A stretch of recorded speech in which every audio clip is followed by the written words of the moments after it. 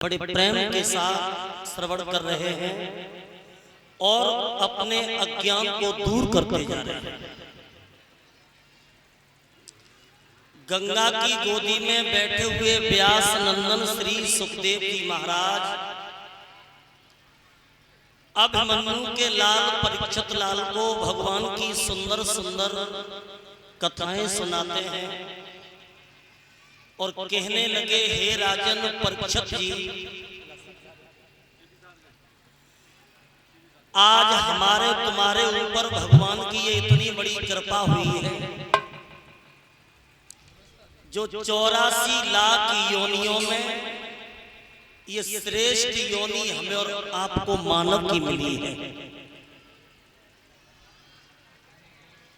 83,99,999 के बाद 84 लाख योनियों में श्रेष्ठ योनि हमें और आपको मानव की।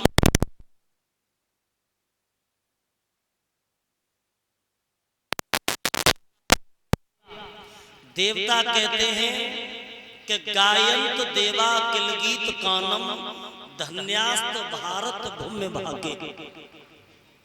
धन्य है उस मृतलोक को जिस पे मानव निवास कर रहे हैं। वैसे तो मनु स्मृति में मनु महाराज जी ने लिख दिया है कि एसाम विद्या तपोन दानम ज्ञानम न शीलो गुणो न धर्मम ते मृतलोके भवभार भूता मनुष्य रूपेण मृगाश्चरन्ति। जिस इंसान ने कभी अपने हाथों से दान नहीं किया, भगवान की शरीर से भक्ति नहीं की, तो हम में और पशु में कोई अंतर नहीं है। ये हमारे श्यामवीर जी बड़े अच्छे ढोलक वादक हैं। एक से एक मुद्रिकाओं के द्वारा और मुकुट पहना करके श्यामवीर जी छेचा पर से हमारा सम्मान कर रहे हैं। सभी शिष्यों का भी सम्मान किया है। हमेशा ठाकुर जी की मनोकामना पूर्ण करता रहे, यही भगवान से इच्छा और आकांक्षा करते हैं। तो देखिए, इस योनि के लिए तो देवता भी तरसते हैं। देवता एक बार देवता अमृत का कलश लेकर के और ब्रह्मा जी के पास में गए और कहा, ब्रह्मा जी ये अमृत का कलश ले लो, लेकिन मृत लोक में हमें मनुष्य योनि दे दो। तब ब्रह्मा जी ने कहा कि देवताओं, ये योनि तुम्हारे लिए नहीं है।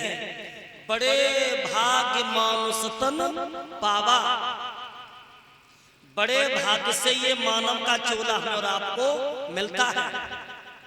और दूसरी कड़ी में गोस्वामी तुलसीदास जी लिख रहे हैं कि सुर दुर्लभ, यानी ये देवताओं के लिए भी दुर्लभ है।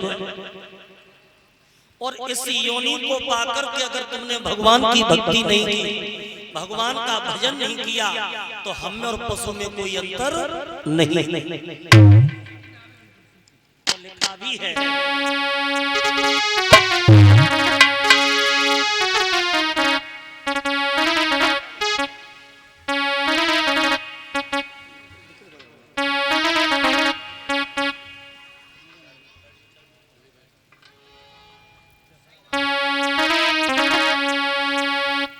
कैसे गड़बड़ कर रहा है ये अपने लिए।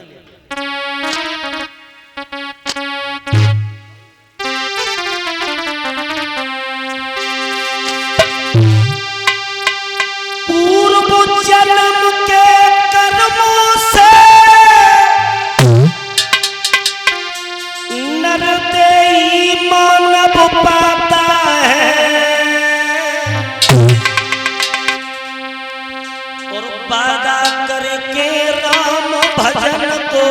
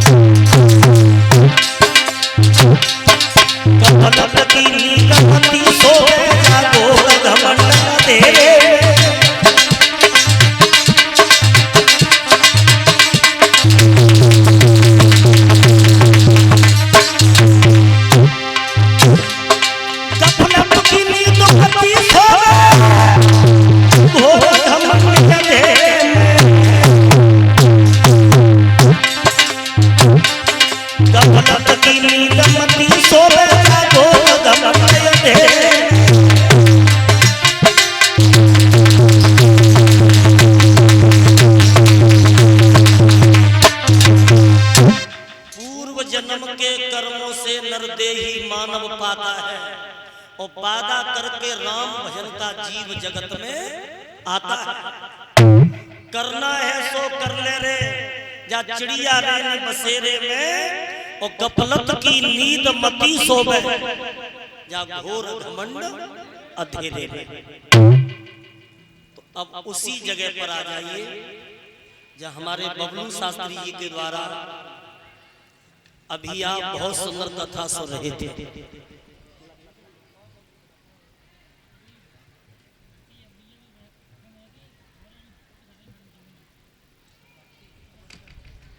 अभी आप बबलू जी के द्वारा बहुत सुंदर कथा सुन रहे थे। हल्ला नहीं, हल्ला नहीं, आराम से ध्यान दें। कथा सुन रहे थे कि भोले बाबा ने जब कैलाश पर्वत पे समाधि लगाई है और सप्तऋषियों ने मैया गिरजा की परीक्षा ली है, तो सप्तऋषियों ने जाकर के भोले बाबा को बताया है कि प्रभु वो गिरजा तुम्हें दिल से चाहती है। तो भोले बाबा ने अटल समाधि को लगाया है। तो इसी बीच में एक ताड़कासुर नाम का राक्षस आता है। तो वो ताड़कासुर नाम का राक्षस देवताओं को मारने लगा। जब देवता पिटने लगे तो देवता त्राय माम करते हुए भगवान विष्णु के पास में पहुंचे। तो भगवान विष्णु से देवता बोले हैं प्रभु, एक ताड़कासुर नाम का दैत्य है और बड़ा बलवान है, बड़ा बलशाली है, वो देवताओं का मार मार के कपाट खोल रहा है। तो विष्णु भगवान बोले हैं देवताओं, ताड़कासुर का वध हमारे हाथों से नहीं होगा। ताड़कासुर का वध भोले बाबा का पुत्र होगा, वही कर सकता है। देवता बोले भोले बाबा का पुत्र? अभी तो उनकी शादी न है भाई, अभी तो समाधि में है। शादी होगी, शादी के बाद बच्चा होगा, और जब तक बच्चा बड़ा होगा और तब तक तो मार मार के हड्डियों को सुरमा बन जाए। एक देवता कहने लगा भोले बाबा की शादी तो हो जाएगी, लेकिन समस्या इस बात की है कि समाधि कौन खुलवाएगा।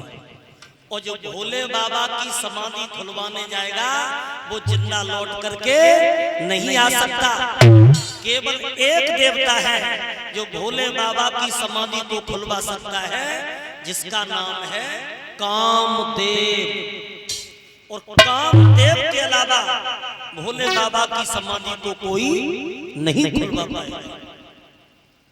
तो मेरी बहनों, माताओं, सभी देवता कामदेव के पास में गए हैं। तो कामदेव से कहा है कि हे कामदेव, कहिए हम तुम्हारे पास आए हैं। क्यों?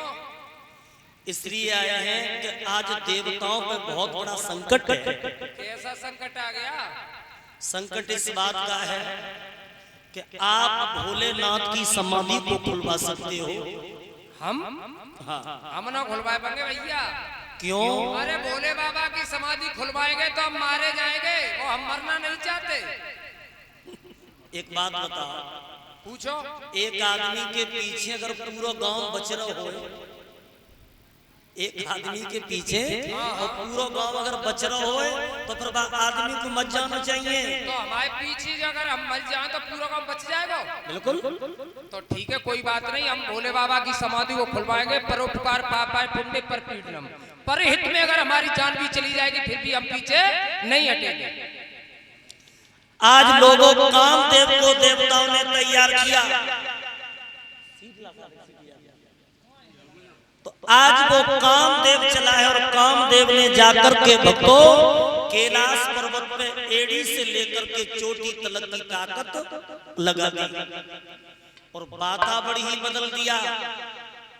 जैसे डॉक्टर फोड़े का ऑपरेशन करता है तो उतनी जगह को पहले सुन्न करता है। तो कामदेव ने कैलाश पर्वत का वातावरण ही बदल दिया कि सिमट तालाब बढ़े, इधर तालाबी देव और सिंधु की ओर उधर सरता समाये रही है।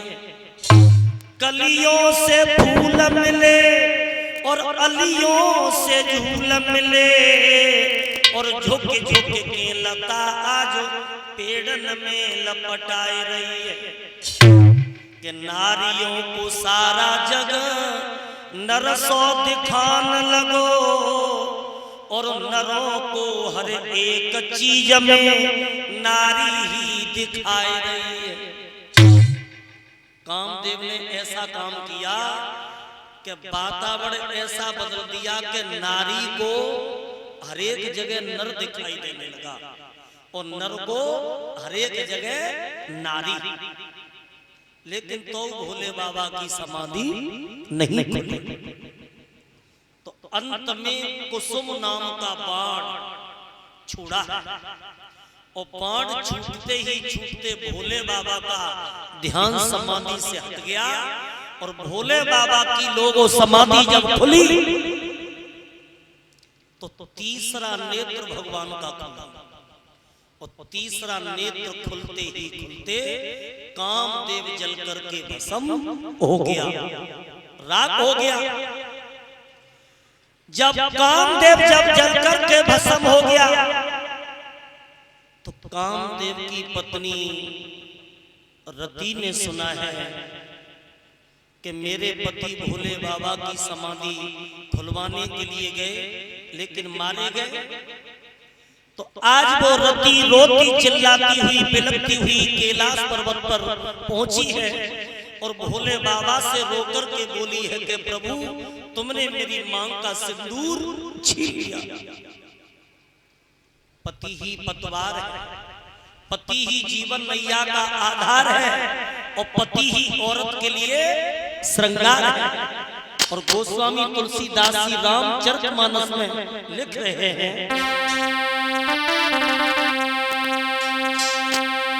अरे जिया बिन दे और नदी रे बिन बारी,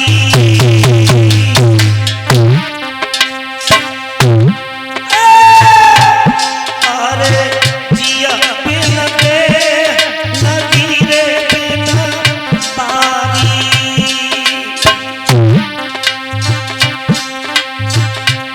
और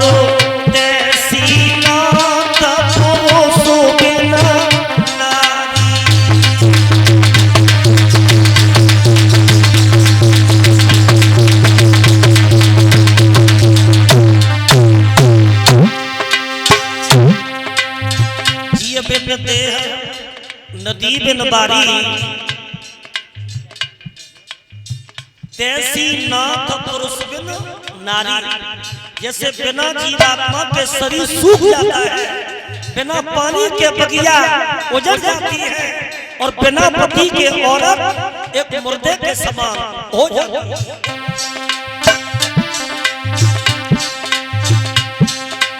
अरे मेरा मोही पिया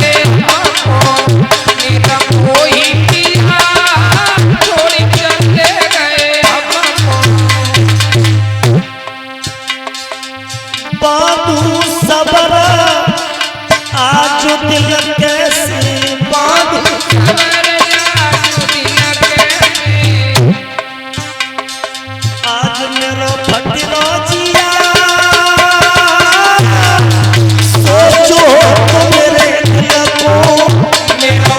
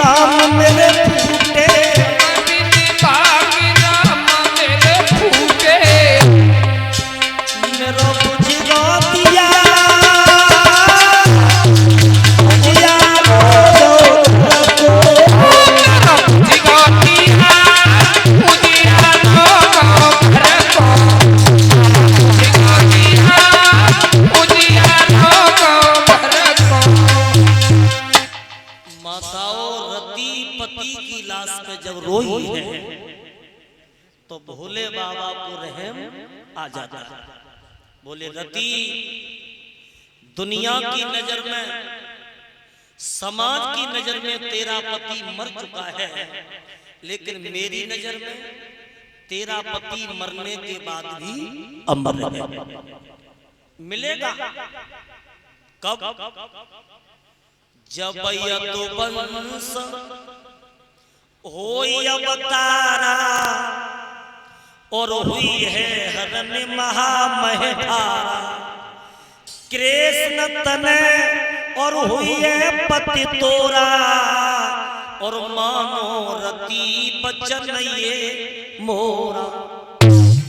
भोले बाबा ने कहा कि रति अगर ये बात है तो मैं तुम्हें ये वरदान देता हूं कि तेरा पति तुझे मिलेगा द्वापर युग में, और यदु वंश में, यदु कुल में भगवान श्री कृष्ण का अवतार होगा, और श्री कृष्ण के बेटा होंगे प्रद्युम्न, वो द्वापर युग में तेरे पति बनेंगे, और तू जाकर के द्वापर युग में उसकी पत्नी बनेगी।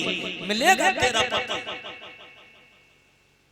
रति वहां से चली आती है, और जैसे ही समाधि खुली तो देवताओं ने चौथरपा से घेर लो भोले बाबा को, और कई के शादी करवा। अब शादी कोई ऐसी चीज तो है ना, सहाल है। इंद्र बोलो प्रभु, सती मैया जल करके राख हो गई, कामदेव भी जल करके भस्म हो गया, अब शादी का क्या विचार? भोले बाबा बोले शादी तो करेंगे, लेकिन कहूं से आए तब तो। देवता बोले देखो कहूं नारद बाबा मिल जाए। नारद, और नारद बाबा को जे काम होता कि उनके कहने पर हजारों बनी बस्ती बिगड़ गई, और बिगड़ी वही बस्ती बन गई। नारद जिनकी बात कोई रद्द ही नहीं जाए, खाली न जाए, उन्हें कहते हैं नारद। अर्थात दूसरों की बुद्धि में परिवर्तन करते, उसे कहते हैं नारद। सो नारद से कई देवताओं ने कहे स्वामी जी भोले बाबा की शादी करवा। नारद बोले शादी तो जेब में तैयार है, जेब में तैयार, थोड़ी देर का मौका हमें दो। देखिए बहनों, नारद ने बीड़ा उठाओ, कहां पहुंचे? राजा हेमांचल के यहाँ। और बोले महाराज हमने तुम्हारी बेटी को नामकरण संस्कार करो, और हम ही तुम्हारी बेटी की शादी करना चाहते हैं। मैया मैं नाम बोली स्वामी जी, लली को नाम तुमने धरो, नक्षत्र ग्रह तुमने देखो, अब तुम्हें लली की शादी करवा। सो भोले बाबा ने, नारद बाबा ने आकर के माता बहनों उसी समय गिरजा का टीका और लगन कैलाश पर्वत पर चढ़ा दिया। और जब टीका लगन चढ़ा दिया तो बारात की तिथि भी निश्चित कर दी। तो समय के आधार पर भोले बाबा दूल्हा बने, और जब दूल्हा बन रहे हैं तो नारद बाबा बोले काहे प्रभु दूल्हा ऐसे ना अच्छा लगेगा, सबसे पहले दूल्हा का श्रृंगार। बोले दूल्हा का श्रृंगार क्या होता है? बोले सबसे पहले दूल्हा का श्रृंगार होता है शरीर पर हल्दी।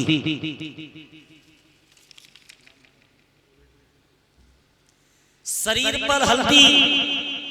सो बुतरियन से कई के कुछ इंतजाम करो। सो बुतरियन ने हल्दी की जगह मरघटा की राख पोतल लगी। राख ये रोहित भाई मैनपुरी से हार के द्वारा सम्मान कर रहे हैं, और ये हमारे बबलू शास्त्री जी छोटे भाई, इन्होंने भी हमारा सम्मान किया है। भाइयों के लिए हम उज्जवल भविष्य की कामना करते हैं। अब देखो बुतरियां दूल्हा कैसे बनाए रही हैं, आप लोग तालियां बजाते हुए बोलते चले, और ऐसे नहीं पंडाल में कोई हाथ नीचे न रहे, बड़ी मीठी मीठी तालियां बजाएंगे सभी लोग।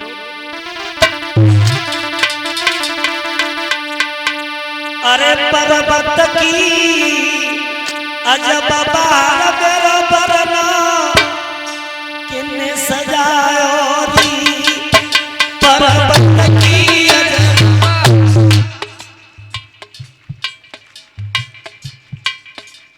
ईमानदारी से देखो कच तो ऐसे बैठी ऐसे नहीं। भगवान के दरबार में आया तो ये ताली दी हाथ दिए है सुंदर, कान दिए हैं सुनने के लिए, बॉडी दी है। तूने अजब रचा भगवान, खिलौना माटी का, ऊंचा करके तालियां सभी लोग। काम काम तो कसम खाए नहीं। देखो जा कैमरा से बच जाओगे, लेकिन ऊपर कैमरा और लगा है, बात ना बच पाओ। तालियां बजा सब। पर्वत की अजब बात मेरा बोला सजा दी, पर्वत की अजब बात मेरा बोला सजा दी, पर्वत की अजब बात मेरा बोला सजा दी। तू तन सजा ओरी, चुड़ैल ने सजा ओरी,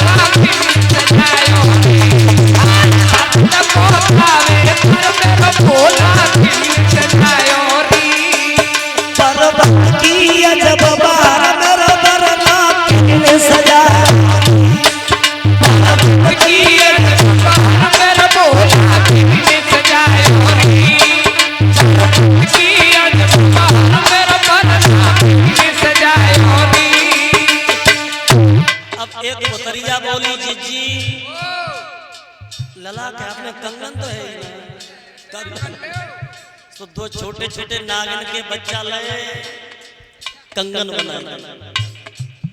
कंगन अब तो दूल्हा बन रहे भोले बाबा। ब्रह्मा ने सजाओ रे, विष्णु ने सजाओ रे, ब्रह्मा ने सजाओ रे, विष्णु ने सजाओ रे, लक्ष्मी को गावे दर मेरो दरनाथ ने सजाओ, लक्ष्मी को गावे दर मेरो दरनाथ ने सजाओ, लक्ष्मी को गावे दर मेरो भोला ने सजाओ।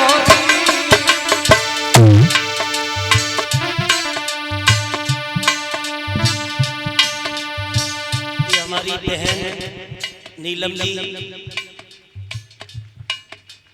सम्मान कर रही हैं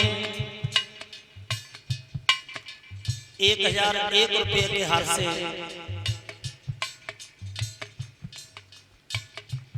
इनके माध्यम से मेरा यहाँ तक आना हुआ है, आप सभी लोगों के दर्शन हुए हैं।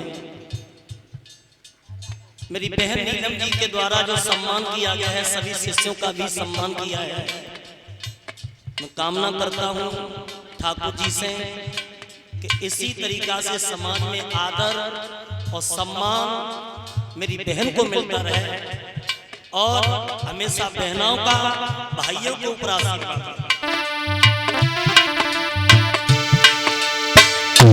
अब देखो भोले बाबा दूल्हा बन रहे और निकरोसी होते हैं तो हमारी माता बहनें को गीत गाती हैं। कौन सा पता है? सब लोग बोलो। अरे चलते लोग पकड़ियो रे बरना भागो, चलते लोग पकड़ियो रे दूना भागो, चलते लोग पकड़ियो रे बरना भागो। ये गीत क्यों गाती है? चलते लोग पकड़ियो वरना भाग जा, यानी चलते लोग जा दूल्हा के बाबा परबाबा चले गए अर्थात स्वर्ग सिधारे गए, सब दूल्हा को पकड़ के ले जाओ, बारात में संग जाओ, बारात में कोई चक्कर ना पड़े।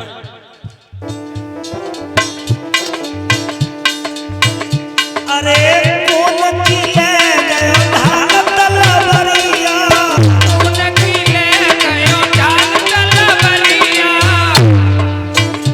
अब कौन की ले गयो चुनरिया रे बरना हाँ गया, कौन की ले गयो चुनरिया रे बरना भागोई जाए, कौन की ले गयो चुनरिया रे भोला भागिया, चलते लोग पकड़ियो रे बरना चलते लोग पकड़ियो रे बरना भागोई जाए, चलते लोग पकड़ियो रे भोला भागिया। अब भोले बाबा दूल्हा बन के सज धज के चले, लेकिन बहनों भाइयों की बारात जब चली है तो बारात बड़ा बेढंगी रह लला बेढंगी। एक कवि तो यहाँ तक कल्पना कर रहा है कि भोले बाबा की बारात कैसी थी। और कुछ रुंड बिना, कुछ मुंड बिना, अरे कछ भी स्वर्ण मुंडा चली है बारात। कछु हाथ ही न कछु पैर ही न मोही न अनेक सूरधार।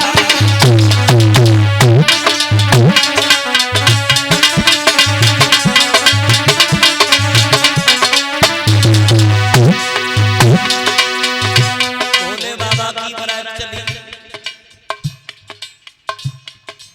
सम्मानी मास्टर साहब जी, अरविंद जी, गांव नगला फतेह, और जो LIC बीमा एजेंट भी है, बड़ा अच्छा परिवार है, बड़े अच्छे विचार हैं भाई अरविंद जी के। और हमारी तो कथा हो चुकी है पिछली बरस, बड़ा सम्मान दिया, बड़ा प्यार दिया। मैं तो यही कामना करूंगा अपने अरविंद मास्टर जी के लिए कि ठाकुर जी हमारे भाई की हर एक मनोकामना पूर्ण करता रहे। इनके जीवन में जो भी बाधाएं प्रभु इनसे पृथक करता रहे। जो मुझे 501 मुद्रिकाओं से पगड़ी पहना करके सम्मानित किया है, और जितने भी मेरे मंच पर शिष्य खड़े हैं सबका सम्मान किया है, और भाई के लिए हम उज्जवल भविष्य की कामना करते हैं।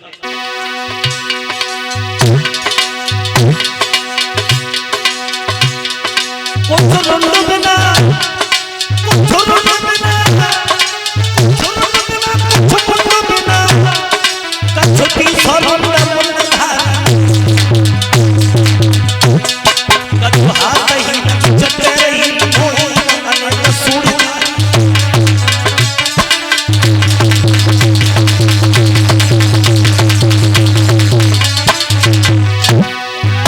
ऐसा ही नहीं, बंदर को मुंह टका गला, हाथी के पैर लगाए भय, जा रहे लुढ़कते रास्ता में घोड़ा जैसी पूछो।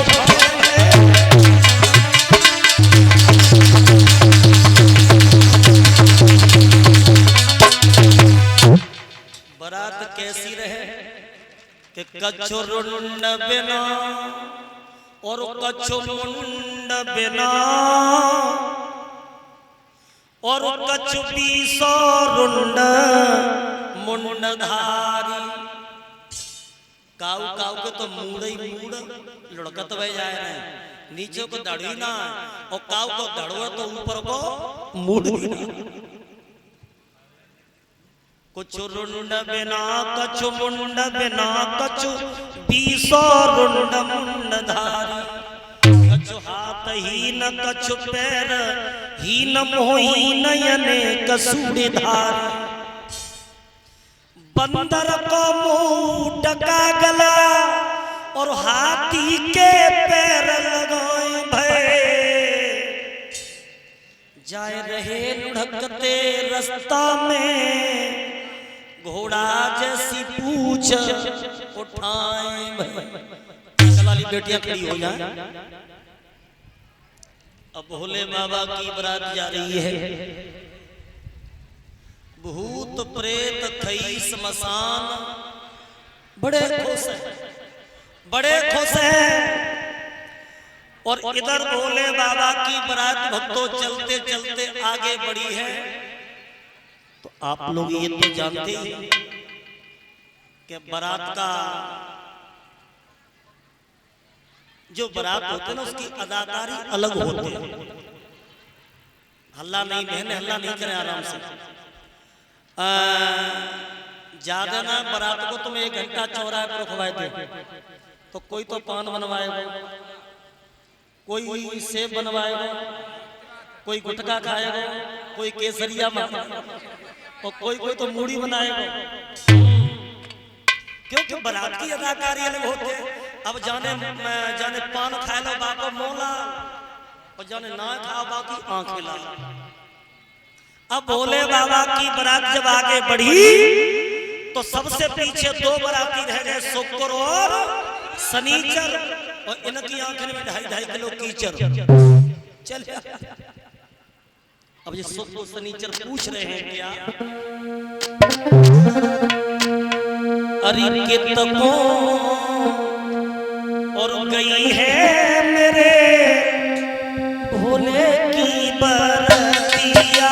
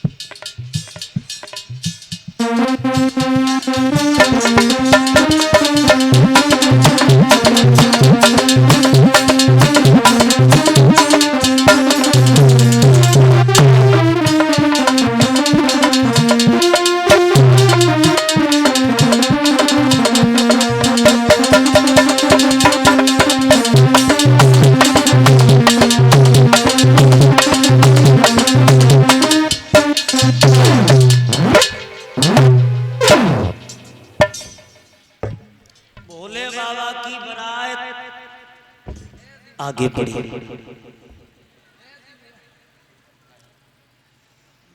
अब भोले बाबा की बारात बहनों जैसे ही आगे बढ़ी, चलते चलते हेमांचल नगरिया में पहुंची।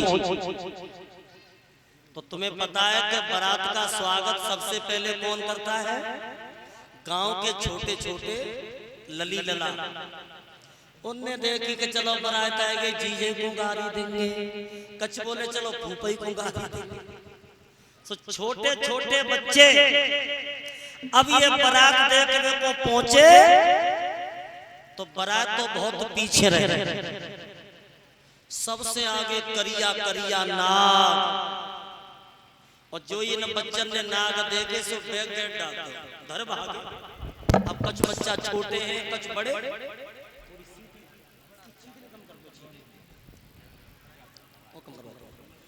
अब तो भक्तों इधर नाश्ता वाले थार हाथन पे धरे चले आए रहते, सो उनने देखी कि बारात की तरफ से ये बच्चे कैसे भागते आ रहे हैं, तो बच्चों को रोक लिया और रोक करके पूछा क्यों भाग रहे हो, कुछ बोलोगे ना, कुछ कहोगे। अब बच्चन की सिसी गुम इशारा कर रहे हैं कि नाग आए हैं। कुछ लोग कहने लगे काय भैया, हाँ भैया एक बात बताओ, बारात में क्यों तुम नाग देखे? जे झूठ बोले झूठो ऐसा तो ना भैया, अब जोड़नी बहुत बही जा रही है, तो काली लेज में बहुत पसरी है, जे काली लेज में देख के ट्रैफिक गए। चलो चलो भैया रसमलाई उठा लो, फेरने दे भैया, चलो चौथ पे रख लो। अब बारात जैसे ही आगे बढ़ रही है और तब तक नाश्ता वालों ने दूर से निगाह डाली, भैया कोई न चले चले, और आगे बढ़े तो कुछ गड़बड़ी दिखाई दी। सो करिया करिया नाग इनने देखे, सो अब इनके हाथ कपने लगे, इनने थार तो वहीं फेंके और दूर से चिल्ला के बोले भैया राम राम, हम तो जाते हैं, तुम अपने हाथ से ही नाश्ता कर लियो। और जाके अपनी अपनी पत्नियों से बोले सुनती हो क्या करे अंशुल के बापू, जल्दी के बाहर बंद कर ले के बाहर। बात का है बात जी है कि भूत आए हैं, नाग आए हैं, मोरी बंद कर ली मोरी। बिल्कुल बिल्कुल। अब तो भक्तों क्या दशा हो गई, अरे कोई काऊ की नहीं सुनता रे, और इशारन में बात करे बंद है कि बारे, इत कल्लू का बाप के धीरे धीरे बोल, और कल्लू की अम्मा के कि बारे न खोल। क्यों के भूत घुस आए नगरिया में, अरे सब रही होशियार, भूत घुस आए नगरिया में, नगरिया में सब रही होशियार, भूत घुस आए नगरिया में, नगरिया में सब रही होशियार। अरे भूत घुस आए नगरिया में सब रही होशियार, भूत घुस आए नगरिया में, नगरिया में सब रही होशियार, भूत घुस आए नगरिया में, नगरिया में सब रही होशियार। भोले बाबा की बारात भक्तों जब हेमांचल नगरिया में पहुंची, सब हेमांचल नगरिया के अपने अपने किवाड़ बंद करके और छतों पर चढ़ जाते। लेकिन भोले बाबा की बारात जब गलियन से निकली है तो कुछ स्त्रियां बोली ओ जी दूल्हा की आरती तो कर ली, चलो थारी सजा लो दीदी। हमारे दमाद आए ना तब उनकी मैया ने सबकी आरती ली, और चलो तुम आरती ले ले। हेमांचल नगर की जितनी भी महिलाएं अपने अपने घर से आरती को थाल सजाए के और भोले बाबा की आरती करने के लिए जब पहुंची तो भोले बाबा ने किस सर्प के बच्चा को इशारा दे दिया। तो सर्प को बच्चा लेकर के भागो और बाने मारी फुसकार और थरिया फेंकी और बांधे। अब तो पूरी नगर में ऐलान हो गया। सब लोग अपने अपने किवाड़ बंद करके छतों पर चढ़ जाते हैं। अब स्त्रियां दूल्हा को देख रही हैं, कहाँ लगी बहना दूल्हा तो बहुत देखे, लेकिन ऐसो मौत को चूल्हा हमने कबू नहीं देखा। सही कह रही है बहनों। हमारे दिमाग आए तो तुम देखे आए तुम आई किस्म हंडा सो मिलकर चलो आए रो हंडा सो, लेकिन जादूलो में तो नहीं कहूँ रंग है ही ना है।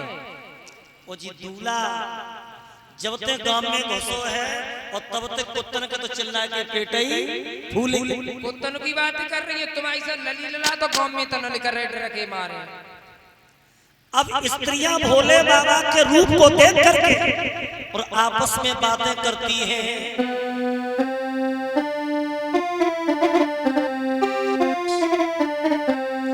अरे दूल्हा तो रंग समानी और लली को रंग बादामी।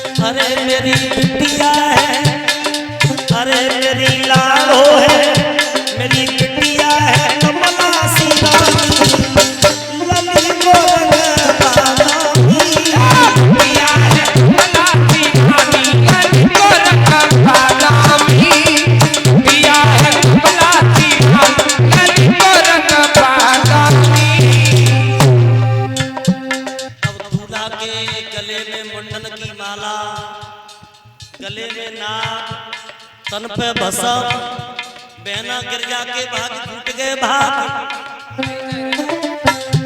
अरे दूल्हा है मरुघट को बासी, दूल्हा है मरुघट को बासी। अरे मेरी लाड़ो है, मेरी बेटी है बहनों की रानी, लली को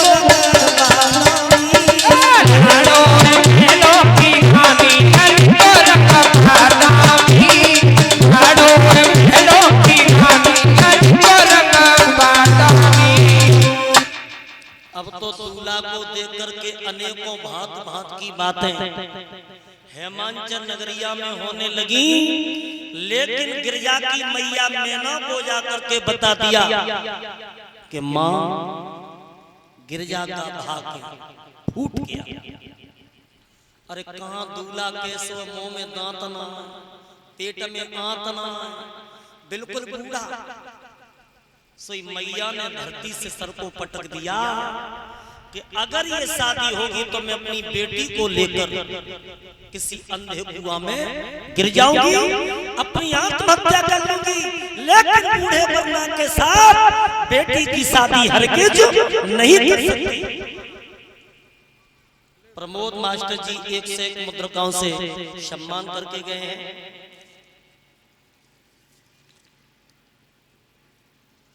और ये सम्मान जो किया है भोले भाई, जो भोले की कथा चल रही है, यथा नाम तथा गुण, भोले स्टूडियो की तरफ से हमें सम्मानित किया गया है। आगे के लिए हमेशा बढ़ते रहे, ये मेरा आशीर्वाद। ये सचिन माधव, इनके ऊपर हमेशा माधव की कृपा रहे, ये कामना भगवान से करते हैं। और हमारे छोटे भाई को प्रभु दीर्घ आयु प्रदान करे, जो इन भक्तजनों ने हमारा सम्मान किया है। अब देखो माताओं, मैया मैना याद करके रो रही है कि कहां नारद बाबा ने मेरी बेटी को भाग्य फोड़। तो उसी समय मैया मैना ने अपने पति को बुलवाया और पति को बुलवा करके रो करके बोली है, महाराज अगर मेरी बेटी की शादी अगर बूढ़े बरना के साथ में होगी तो मैं अपनी बेटी को लेकर के किसी अंधे कुआं में गिर जाऊंगा। और एक बात कही है क्या,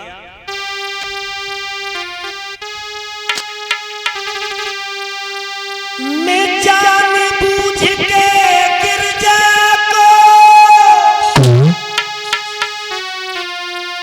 जीवन भरना रुलाऊंगी और जीवन भरना अरे रुलाऊंगी। अरे बेटी को गले बांध करके कौवटा में गिर जा।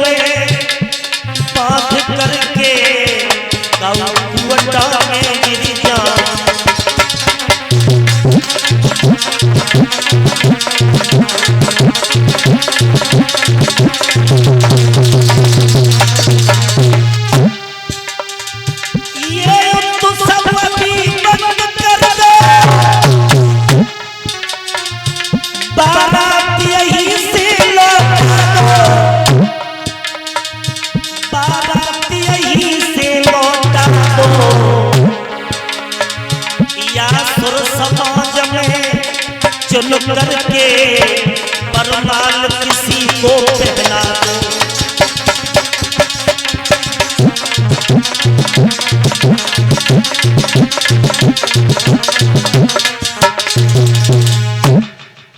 मर सकती लेकिन बूढ़े वरना के साथ बेटी का विवाह नहीं कर सकती। तब तक नारद बाबा आ गए। सो मैया मैना बोली, चले आ स्वामी जी, तुम्हारी कमी और रह गई, तुमने हमारी बेटिया के संग में अच्छो ना। नारद बाबा बोले, मैना बुरा न लगे तो एक बात कहे, असली गुड़ के पारखी कभी सूरत पे नजर नहीं झुकाते हैं और तिल की कीमत करने वाले कभी ठाट बाट में नहीं आते हैं। तीनों लोगों में कोई ऐसा पुरुष नहीं है जो भोले बाबा की समता कर जाए और सूकर को इतना भाग्य ना है जो खीर हवन की खा जाए। अब तुम्हें खुद ही कह रही हो कि दूल्हा बूढ़ो है, लली को पूछो कि दूल्हा कैसो। तो यहाँ पर एक चौपाई आई है, उठ के बोलो सुगड़ स्वरूपा और है पर नहीं तेरे अनुरूपा। मैया मैना कहती है, कहे बेटी ये वर तुम्हारे अनुरूप नहीं है तो आप ये शादी मत करो। तो मैया मैना की बात सुनकर के गिरजा बोली है कि हे माँ, मेरे भोले बाबा कितने नीके हैं, माथे पे चंद्रमा। सांड वाले भैया कहाँ गए? इसकी चीख कम कर दो, बहुत सी चीजें दे रहे हैं। माथे पे चंद्रमा, गले में नाग और जटा में गंगा। अब मैया सोचने लगी कि जब लली के पेट में लड़ुआ फूटत तो फिर करवा ब्याह। अब इधर तो शादी की तैयारियां और उधर जन्मा से डर के मैं कोई नाश्ता देवे ना जाए। तो उसी समय राजा हेमांचल को घमंड हो गया, अहंकार हो गया कि हमारे किसी बात की कमी नहीं है। और देखो जिसने घमंड किया, अहंकार किया, तो अहंकार का पान हमेशा भगवान ने किया। भोले बाबा समझ गए कि एक ससुर हमारा था जिससे घमंड हुआ था, राजा दक्ष, उसका हमने धड़ से शीश कटवाया था। अब ये ससुर हैं हमारे दूसरे, इसका भी हमको घमंड नष्ट करना है। तो नाई ठाकुर पहुंचा भोले बाबा से कही के प्रभु महाराज का आदेश है कि जितनी भी बारात है सब भोजन के लिए चलो। भोले बाबा बोले देखो जन्माशव 20 लोग इधर बैठे हैं, 50 लोग पीछे बैठे हैं, और अबे हमारे पास केवल 2 बाराती हैं, शुक्र और शनिचर। वो अगर ये 2 अफरे गए तो समझ लो पूरी बारात अफरे गई। शुक्र शनिचर पेट पे हाथ उठाने लगे, जरी सो जरी अब शुक्र शनिचर जैसे ही आते हैं तो बिछाई लगवा दी। और देखो चमत्कार भोले बाबा का, घमंड कैसे नष्ट किया। शुक्र शनिचर बैठे भोजन के लिए पात्र डबला पसे गए और सब्जी पूरी ना आ पाई, और तब तक उन्होंने पूरी पत्थर उठाई और हटगट सट पेट में। बड़े खवैया, अब तो परीक्षित महाराज जी वो दशा हो गई कि परोसने वाले कब्रा तक ना जाए पा, और तब तक ये पत्थर उठाता है और सीधी पेट में।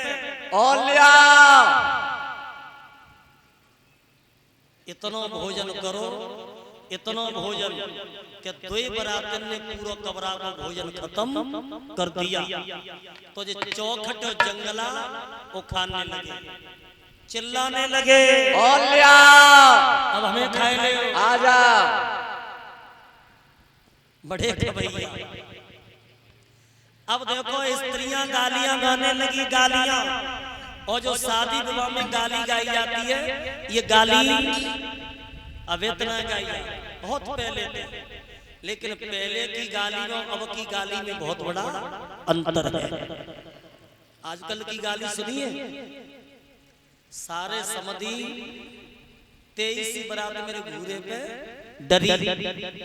अब इसका अर्थ लगा, जब घूरे पे डरी तो भाई तो फैले हैं, काय को बुलवाई बारात आते न काका कहती है काय को आए ले जाए को साहूकार न के द्वार, जिमीदान न के द्वार, चाहे घर पे छप्पर डरो है।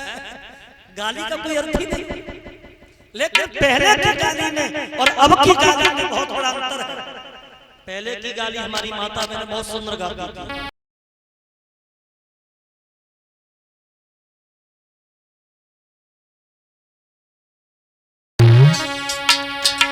अरे मुँह पे बने नहीं पाई जो नारी, और बराती मेरे हरे हरे, बराती मेरे हितकारी।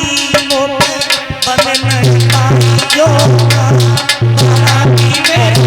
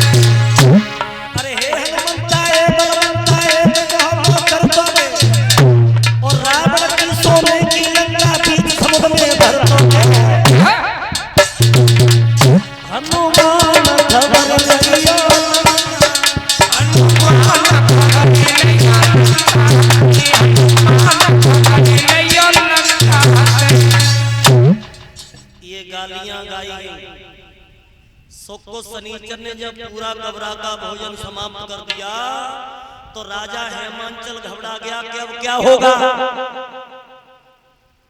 सो भोले बाबा के पास में जाके पैरों में गिर गए, प्रभु अब जा लीला को अपनी को समेटो, तुम्हारी महिमा को हम समझ न पाए। तो भोले बाबा ने कहा कि ससुर साहब, एक ससुर को घमंड हुआ था, उसका हमने घमंड नष्ट किया था, लेकिन तुम्हें भी घमंड हो गया।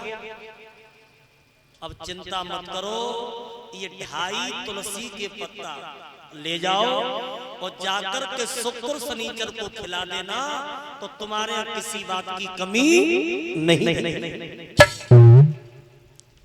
शुक्र शनिचर को जैसे ही पत्ता खिलाया तो उनके पेट फूलने लगे, लेकिन कृपा भगवान की ऐसी के पहले भोजन तैयार थे, वैसे ही भोजन फिर तैयार हो गए।